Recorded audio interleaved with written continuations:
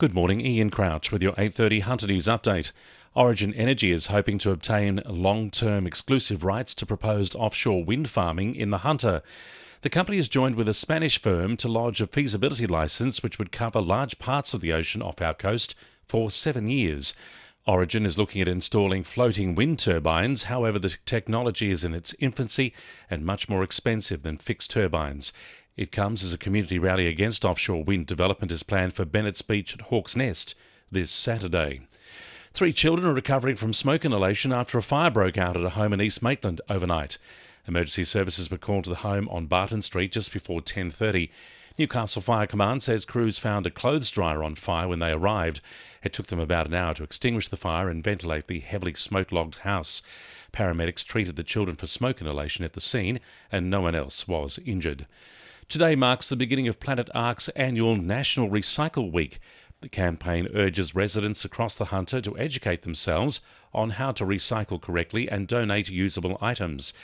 Hunter Resource Recovery Manager Cindy Wilkes says a lot of household rubbish can be repurposed and reused. We just don't want things going to landfill if we don't need to. We should be looking at what we're throwing out and why are we throwing it out. Is there another need for it? Textiles in the way of sheets and towels and even pillows and stuff can be donated to the RSPCA and animal shelters.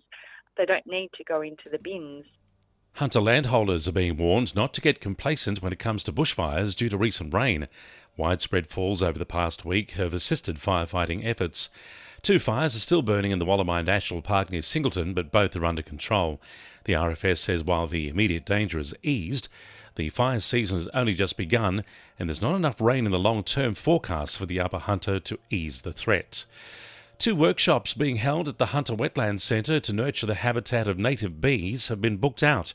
The workshops coincide with Australian Pollinator Week and comes after populations of honeybees and native bees have been decimated by drought, fires, floods and the impact of varroa mite incursions. Both bee species are vital for the pollination of food crops. Newcastle Council is encouraging the community to help restore and build pollinator-friendly habitat by creating backyard or verge gardens. Lake Macquarie boaters will soon have access to a new app designed to help improve their experience on the water. Decky, designed by Port Stephens local Mike McKieran, was first launched in 2019 and gives boaties access to safety information, upcoming events, fishing hotspots and more. Lake Mayor Kay Fraser says the multi-purpose app will benefit rescue crews, police, boaters and fishers. So the app will let us know and others know where you are, whereabouts on the lake you are, which is really, really great, especially for marine rescue, especially for any other boat users. If you're out in the water, it'll let you know exactly where you are, and it also talks about information about water safety equipment as well. 2NURFM Sport. The Jets have moved 3 points behind competition leaders Western Sydney following their 1-0 win over Western United.